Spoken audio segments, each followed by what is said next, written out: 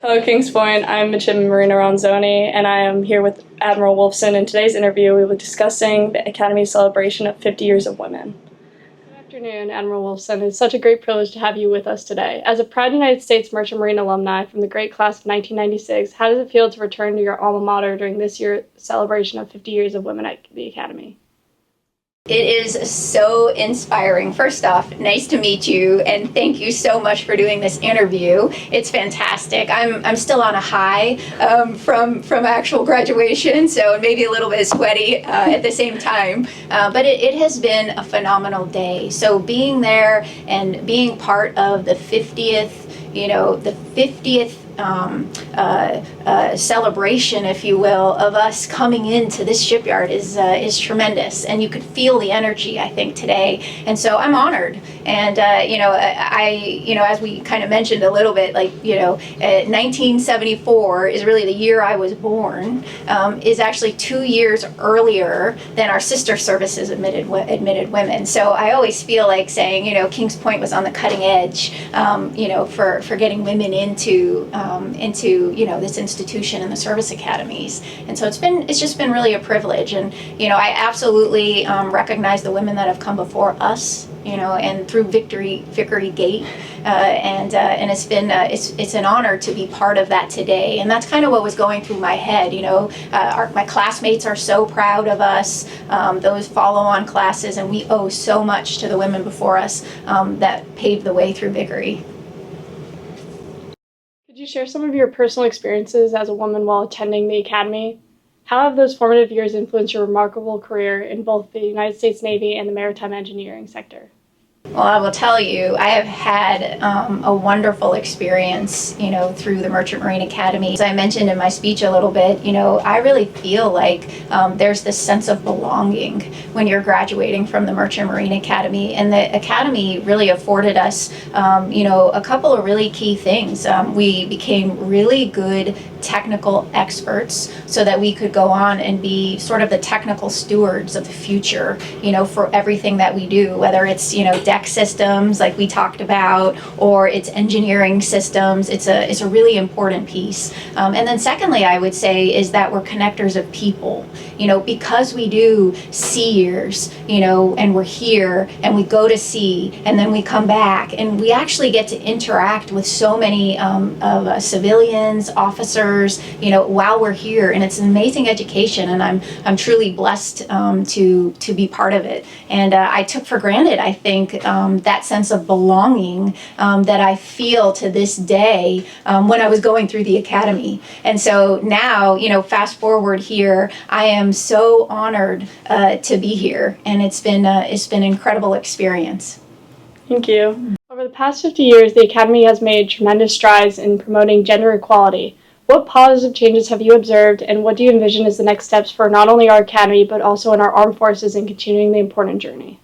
What an important question. So first off, we're here, and it's the 50th, anniversary celebrating women at Kings Point. So that just tells you that we've been on such a solid journey. I will also tell you that graduating in 1996, my first ship was the USS George Washington, a CBN aircraft carrier, and I was one of the first women that was on that ship and serving on that ship. So it really was a new normal, if you will, bringing women into naval combatant warships. And so I have been part of that and witnessing that. And I will also tell you, the men that we served with were incredible. They were incredible teammates, and were so accepting of us, inviting us to be, part of the team and, at bat, if you will. And so that was pretty exceptional. And then I would also tell you, fast forwarding to, other points in my career where I was at, the shipyards various times, Norfolk Naval Shipyard as an operations officer. I was actually responsible for installing berthing compartments on our submarines for women. So imagine that, from, 1974, right, where we're admitting women. 1996, we're allowing women on warships. And then 2013 or so, we are saying, hey, we're putting berthing mods on U.S.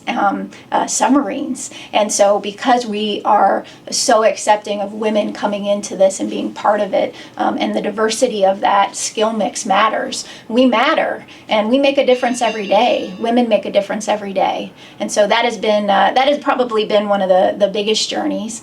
And then I will tell you,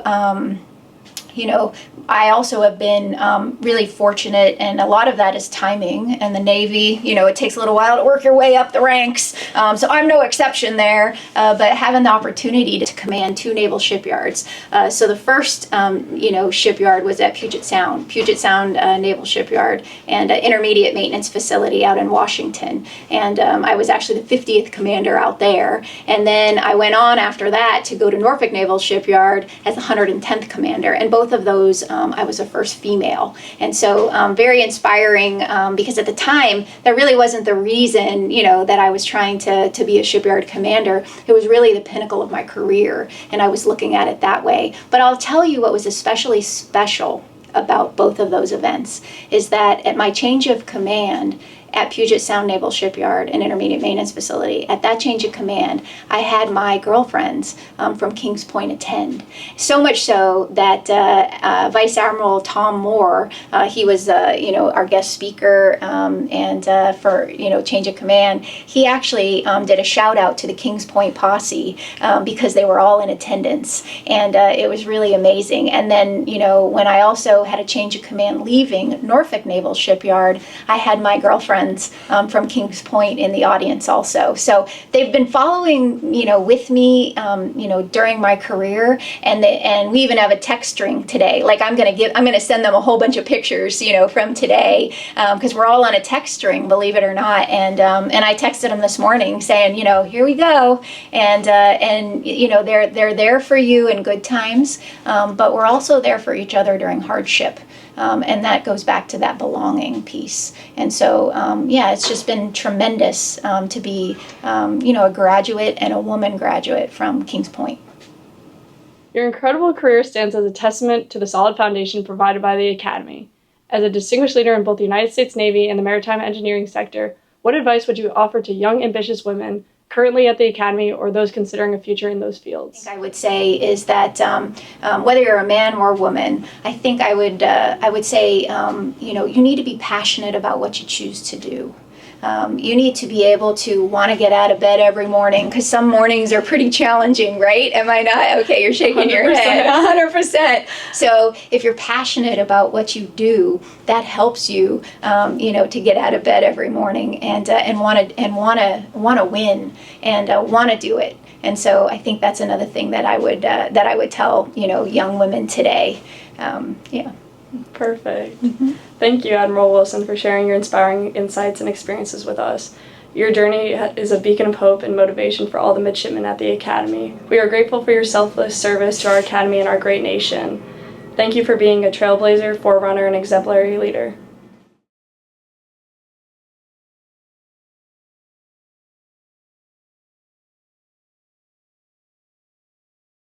So, what does Kings Point mean to you?